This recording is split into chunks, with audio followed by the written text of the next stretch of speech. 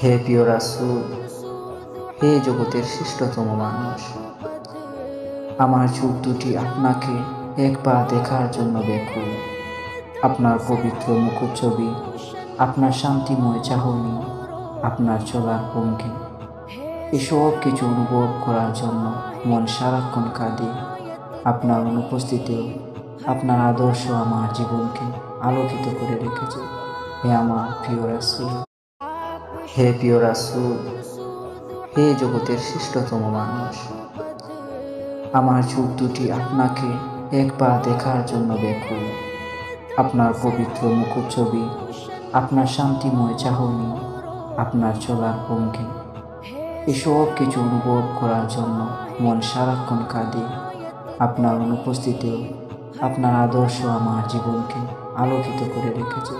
হে আমার প্রিয় রাসূল।